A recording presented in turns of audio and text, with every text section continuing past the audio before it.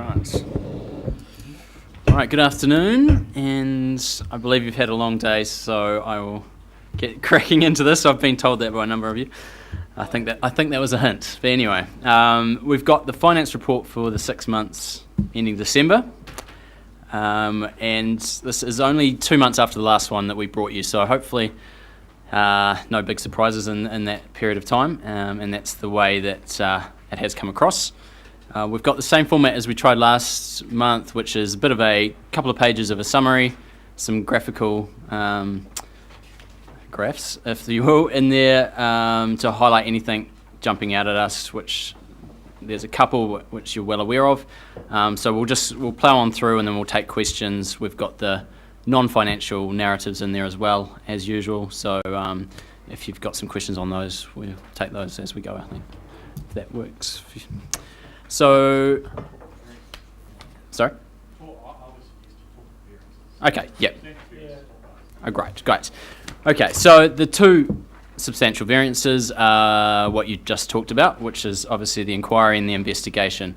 From an operating perspective, we've talked about how this is, you've currently, talked about how this is funded, so we're going to use some underspend, some cost savings in one area for the investigation, and then we've got the reserve for the inquiry.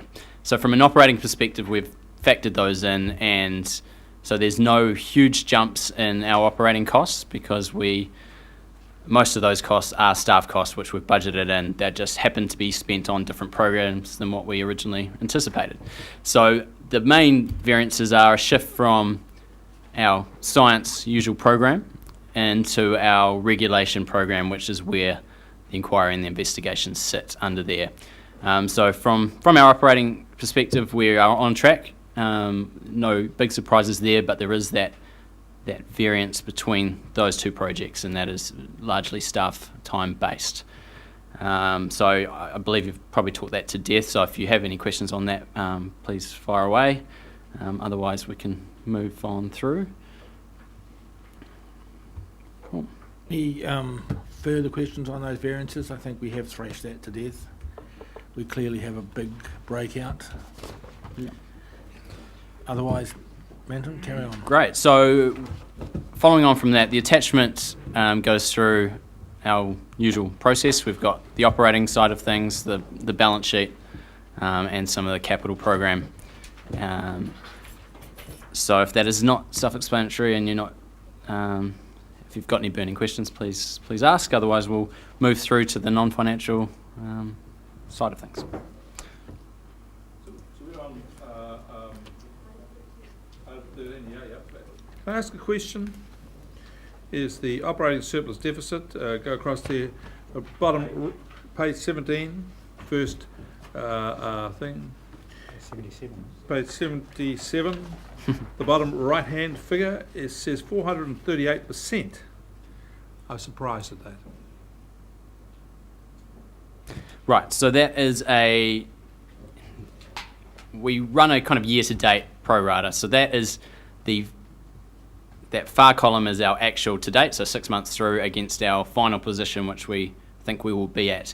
The reason for that huge percentage variance is that we, at this time, 6 months through the year, are waiting on our cash flow. So obviously invoices have been sent out but not paid, so we're running at quite a substantial deficit at this time of year, which is usual, which we allow for in our cash flow timing.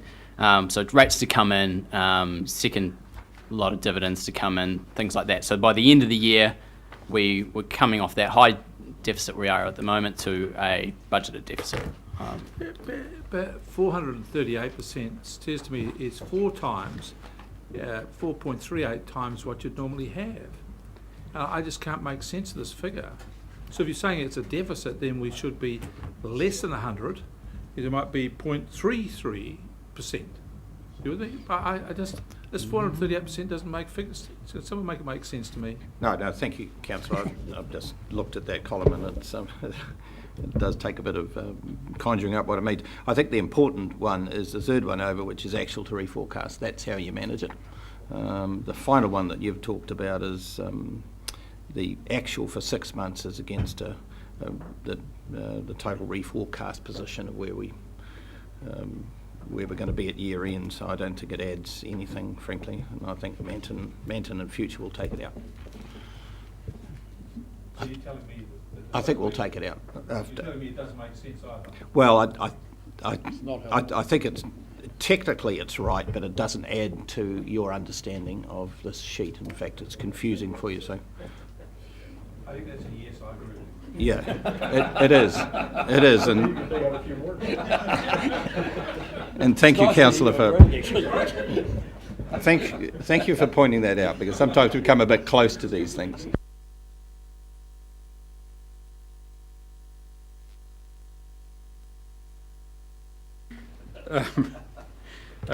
On to my favourite topic, the accounts receivable on page 83. Thanks for that breakdown. That was something I asked for in the last report.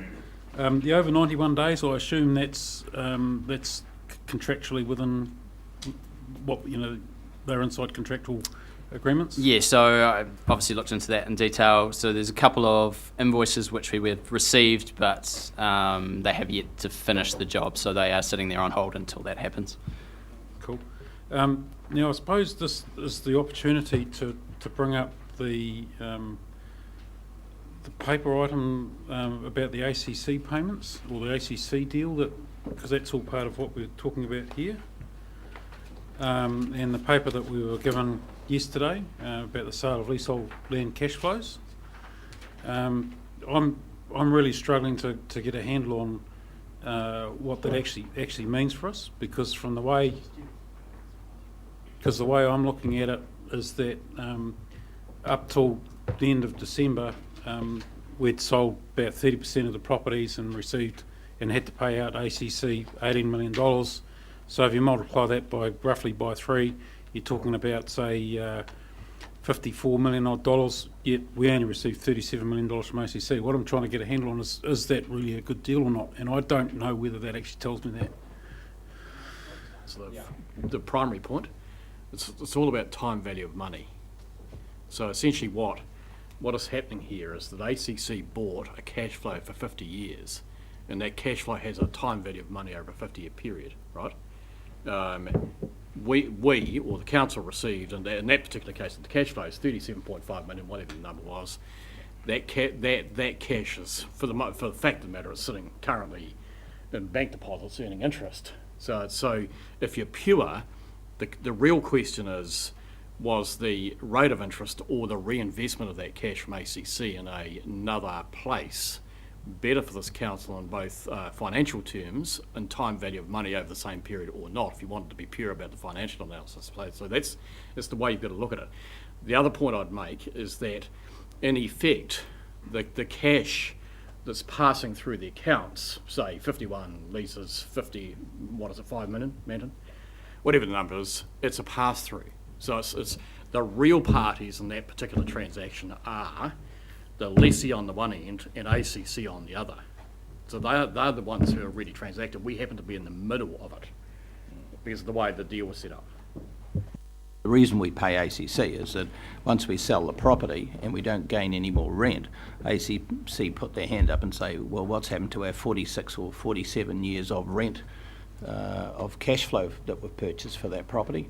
And we say, well, we've sold it, we're not getting the rental, so we have to pay them the net present value of those cash flows.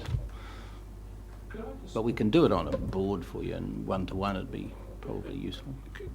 Somebody we're going to come back to this at a committee meeting, but what the problem here is that we see on the paperwork here, for example, $5 million. You say a pass-through, and there's obviously some other transactions in around this. We have got no visibility of that. So the point is that you can say what you like about us being thick and not getting this, but if you don't give us all the information, we can't get it. No, the chair did. but the point is there's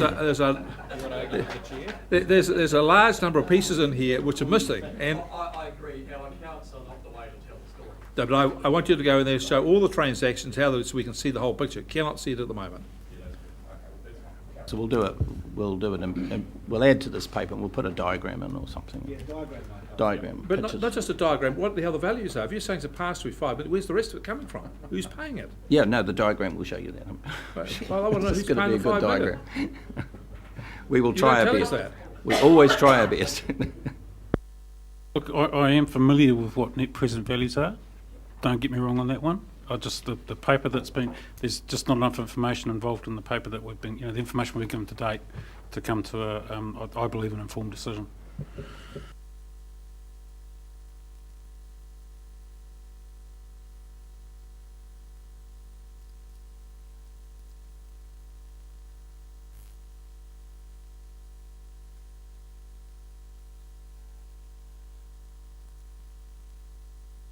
Page 83, I'm sorry about being a nitpicker here, but just these figures, I prefer figures to go in a sequence.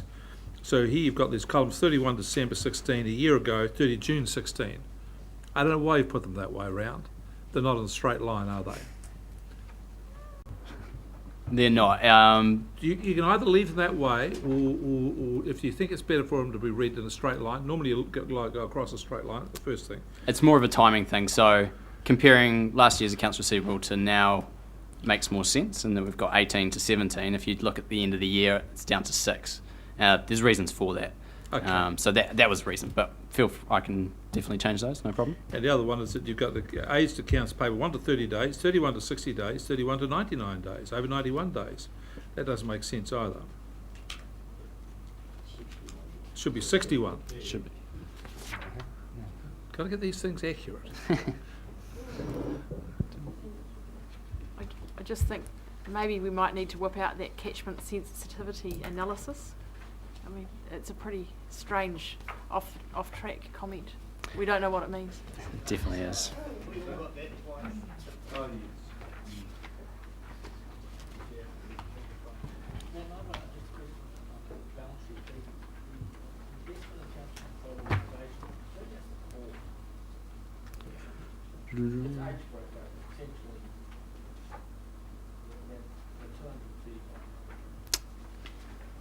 Sorry, where am I?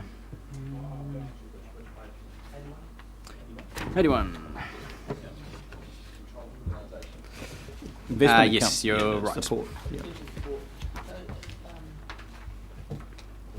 Do we get a report on net tangible asset, or do we go to the market?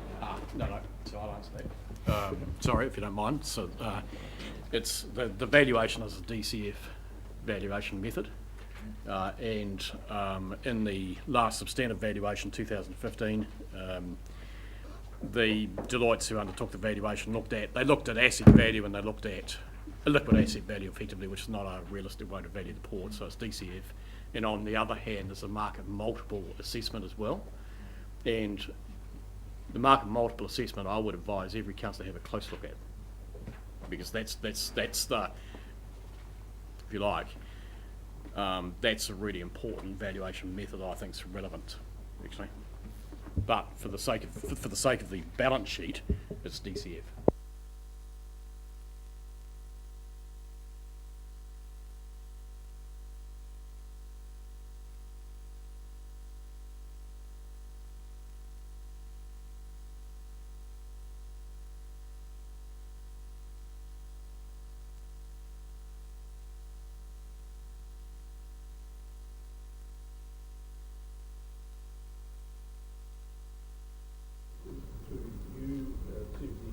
Could I have a description of how the Heat Smart program is funded?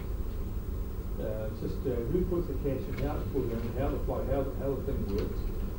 Someone could do that for me, and I do so for a reason, because I'm contemplating coming back with a paper to the council suggesting we might want to do something similar with electric cars.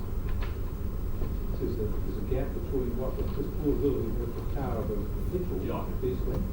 And we might go say for environmental issues, we might be prepared to do that if we could help fund and offset the cost of it. This would be helping reduce our carbon footprint. So doing this in a way with Paint Smart, why don't we do that? So just want to look at the model and have a think about that. That's fine. What about how it's going to No, just a couple of weeks. just like circulation. Yeah, that'd be great, thank you. Into that paper will include one of those flash electric cars. And I like the concept model, right? Paul, were you and then Fenton? You had a question, then Yep. Fenton does. Sorry, I've probably asked this question before, actually, or it's probably come up before, but I noticed we've got on page, God, now what number is that? Page 84, I noticed we've got about 583,000 in publicly listed shares. Do we have, the question is, do we have a ethical investment policy as a council? I suppose. Paul, that's it's a statement of intent. There is a point in the statement of intent to an HBRC in the council. Oh, and it's investment that's the investment policy that we do every 3 years in the long-term plan. And that states what types of investments we are and what drives that. Yeah, I'm just concerned that we're not investing in the armaments industry or the tobacco industry, anything like bizarre like that. And in terms of ethical investment. No, I think it says it in that policy that yeah, it's a pretty long policy. Yeah. And this has probably been explained in previous meetings, but just Mr. Adey, the sawfly remediation external loan, we've got a balance of 140 at the end of this year. Is that full and final payment, or how much further have we got to go? That's it. Finishes the end of this financial year. Thank you.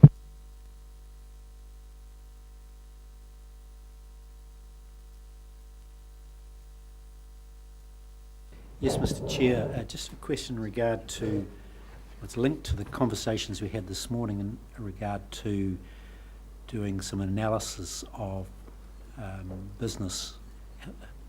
council businesses. I'm looking at the strategic planning line in these accounts, page 77. I don't know whether this should be raised as an extra item, but we didn't really discuss how we might fund some activity around inquiry and investigation of council's business, where that can be accommodated within current spending or needs extra spend. I wonder whether the Chief Executive would comment on that. Oh, I think it probably needs a wee bit of extra expenditure around the need for external assistance. Probably not a large sum, but I mean, I have to admit I haven't really turned my mind to that in any detail yet. I'm just thinking, Yep. the light of the discussion around the port, for example. Yep.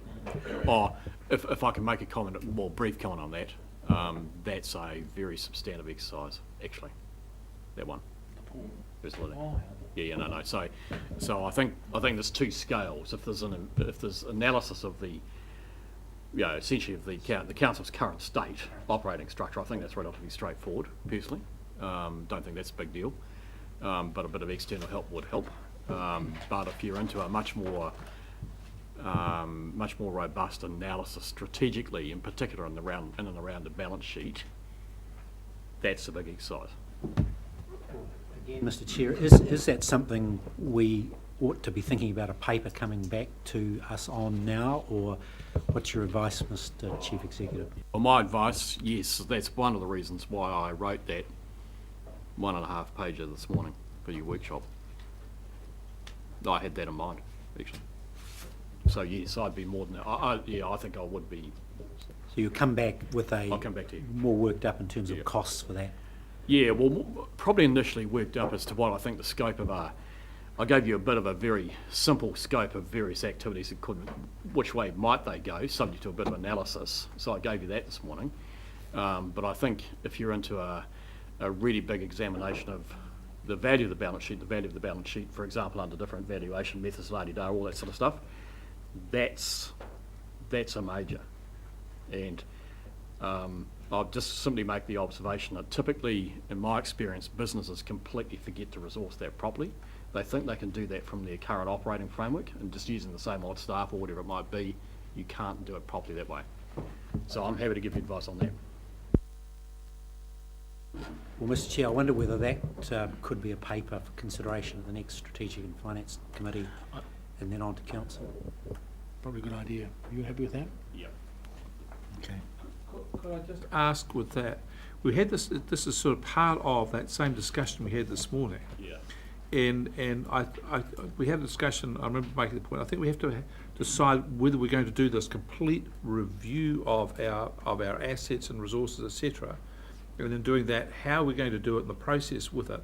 I wouldn't want us to be having bits here and bits there. So I think Yeah, that's what's intended. so if it's intended that the paper comes back and look at the thing in its total holistic view and give us options there, well, I'm happy with that. But if it's going to be a part of it, I'm not that happy.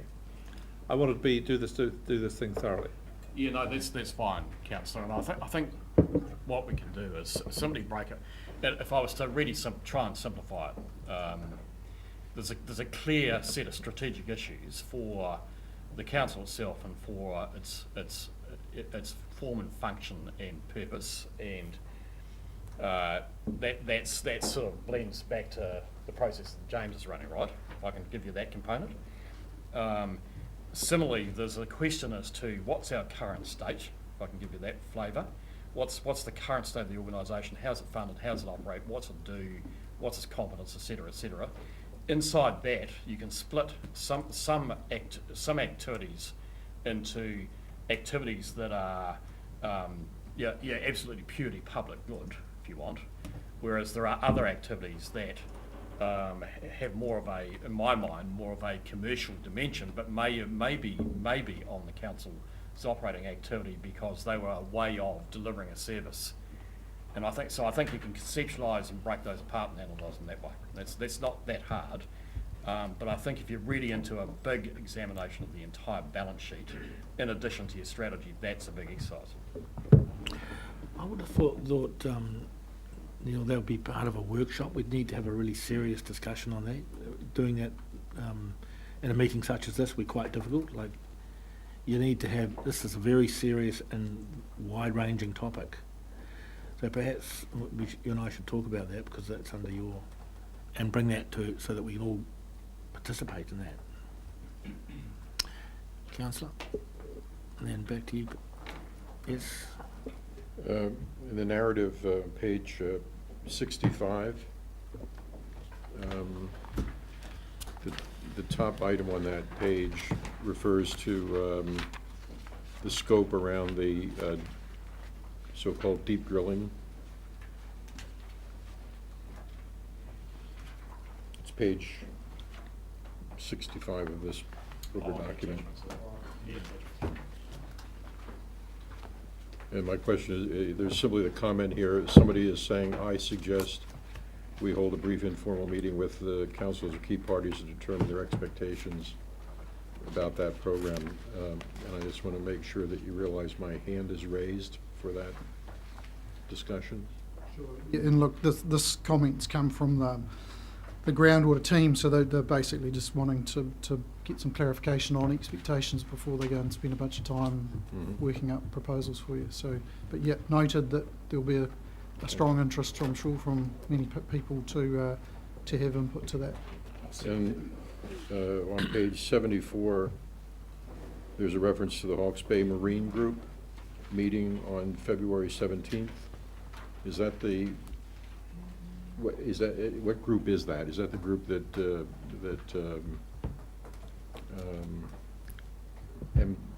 Stuart Nash convened? Is that No. So that's the group that we convened, that includes commercial, recreational fishers, MPI, Tangata Whenua, ourselves, DOC, to talk about investigation, science gaps going forward, with the work presented to you middle of last year from our consultants, so led by us and convened by us. Can I note my hand up for conclusion if possible in that? Okay, if we have no more questions, do we have a mover that we accept this report? You have another question?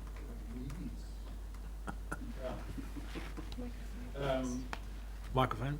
Sorry, yes, page 36 of the this is the yep, since I've moved on to that. Third box down, talking about the completing a report on the contribution to council activities towards making towards climate change. Just a comment. I'm not too sure who's responsible for that, but I just hope that plan's really bold. Prepared to take that by the short and curlies and do something with it. I noted, and this is probably reflects back on something Rick's been repeating all day about the reports on pages 36, 57, 58 twice, and on page 120 there's a box that's just said reporting overdue, which is no explanation at all. So I'm sure that'll be something next time we see this report. Yeah, so very hard to make a decision based on that. So councillor, those are examples where, for whatever reason, staff haven't completed their commentary in there.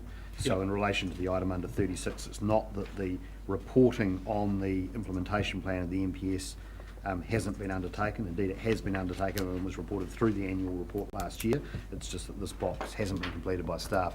I take your point that it's very unhelpful for you if they aren't completed.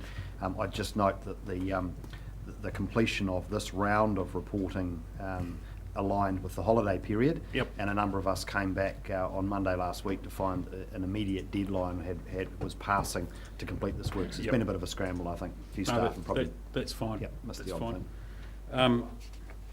thing. Page 48. You've got there's been no progress made on the Waimarama flood protection scheme. Just want to have any quick comment on that. Yeah, I will do. We propose to get that underway following the flood in 2011. I mean, realistically, it is quite a big job to get a scheme underway. Staff have had various conversations with community groups out there. Not really a great deal of interest, and we probably pull back from that. Yeah. So Mike, to be clear, yeah. Are you saying that there's insufficient community interest in a scheme to progress with it, in which case I think you should say that you're going to cease activity in that area? Yeah, well, that's fair enough. Yeah, yep. I'd be happy, and I'd be happy with that. Yep, yep. Yep. Well, it rained like 2011. Yeah. I must say, Andrew, thank you for all the responses you've given me. You've answered a lot of the questions that I had, so that was really good. Page 67, second box down, off track. We do not know what catchment sensitivity analysis refers to. You've got down there, Ian's got a comment, but I know that he's been very busy with other things at the moment. Yeah, so look, I haven't had a chance to catch up with the team and find out what this is. What I'm suspecting, and I think there might be some miscommunication on, is that the catchment characterisation work that we've done in catchments like the Tuki or the Papanui and the Tuki is the sort of work that we're talking about that effectively goes in and looks at water quality and says what are the key issues, what are the drivers here. So it's a sensitivity analysis to say what are the things that you can do that are going to have the most effect quickly. Yeah. So we've done it in the Mohaka, we've done it in places like the Papanui. Catchment characterisation allows us to kind of tailor our response and the policy to suit the critical issues for those particular areas. So I suspect by the time we bring this back to you in the next quarter, that will reflect something more sensible for you. Cool, thanks for that. Page 84. Promise I'm almost there.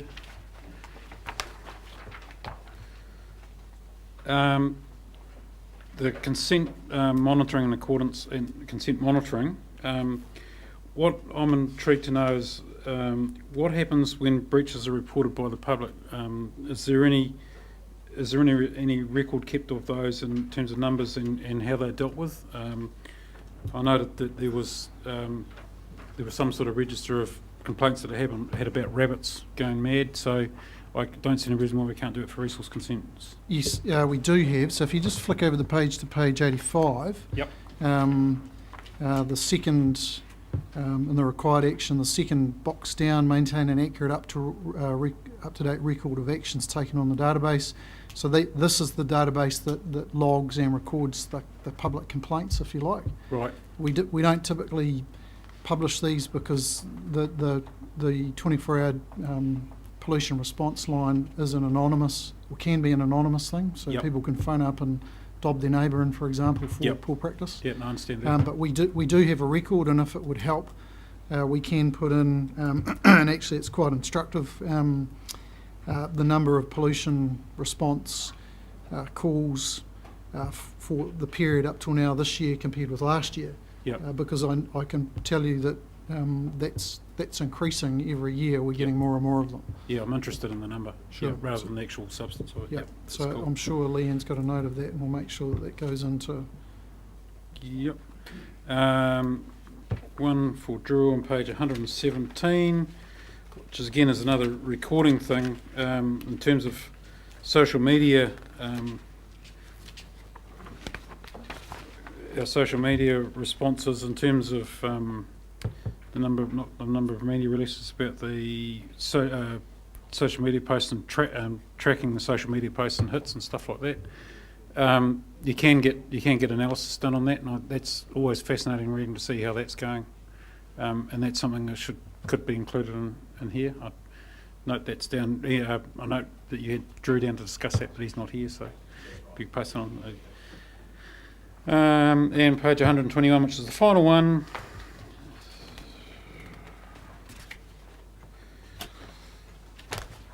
That meetings between ourselves and Ngāti Kānunu, Nikki, haven't been scheduled, and again, Andrew, you had down there a comment that Liz was going to follow up, so I take it you've left that on her desk to deal with when she gets back. Paul, so we'll come back to you on that, or we'll just do it by email, actually.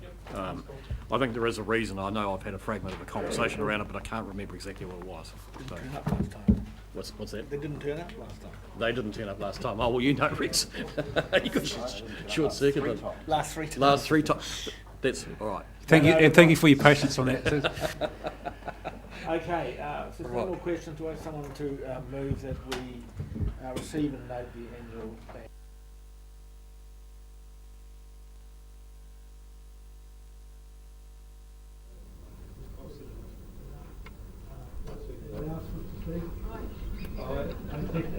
All those in favour? Aye. Against?